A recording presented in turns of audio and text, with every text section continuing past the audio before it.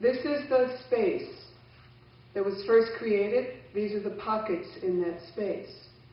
And as many pockets as there are in the space, God Vishnu creates that many Brahmas. So we don't just have one Brahma. Each Brahman has its own Brahma. And that Brahma does the creation of the sun and the earth and all of the planets in that particular Brahman. And how many Brahmas do we have? Uncountable. Our Brahma has how many faces? Anybody know? 4. 4. Kids had it right because they learned it more recently. And there's a beautiful story in Bhagavatam that tells that Brahma, from our Brahman, went to worship Lord Krishna. And he was so proud, I'm the creator of this Brahman.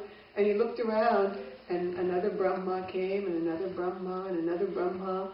And all of these Brahmas came to do homage to Lord Krishna, but some had 10 faces, some had 20 faces, some had 100 faces. So how many faces Brahma has indicates the size of his Brahman that he rules over. So our Brahman is very small, because our Brahma only has 4 faces. So this is, say, our Brahman. And within our Brahman, Supreme God from Vaikuntha Lok descends. He stays in his divine abode, Vaikuntha Lok, all of the time. But he comes with another form into each and every Brahman and stays there for the duration of the life of that planetary system. So Vishnu and Lakshmi, I already said the name of their abode in this material space, Kshir Sagar.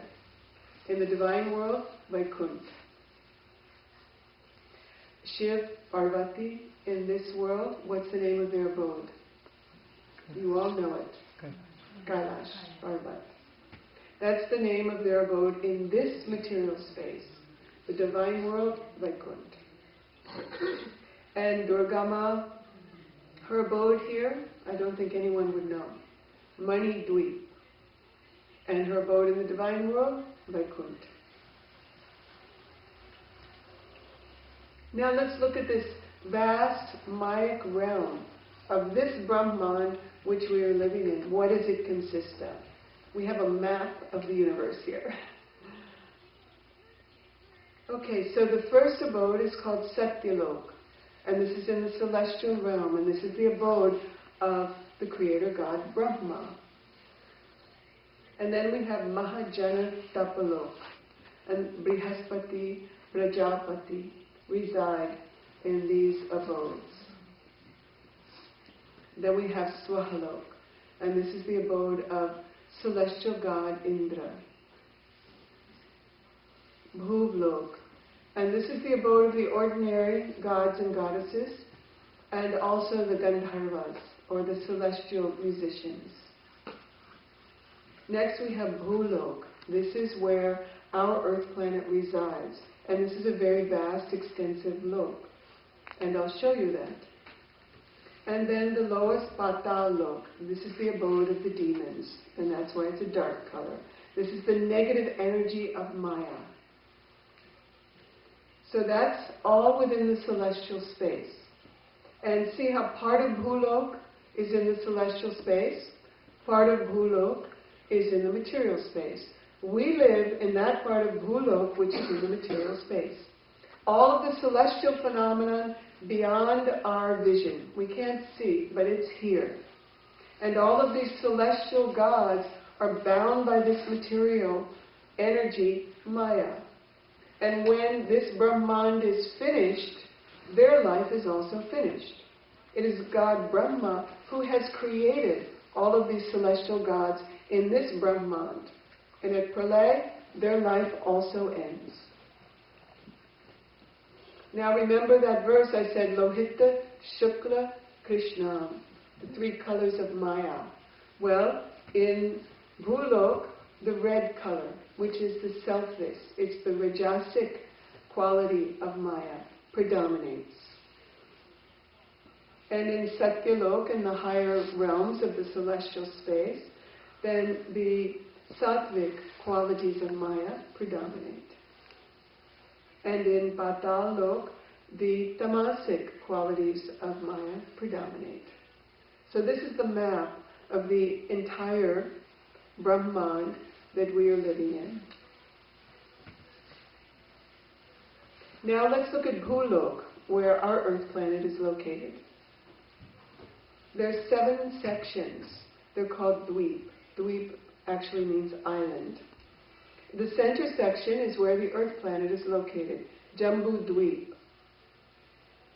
Blaksha Dweep, Shalmali Dweep, Kush Dweep, Crouch Dweep, Shak Dweep, and Pushkar Dweep. Now you notice the size difference in each one of those.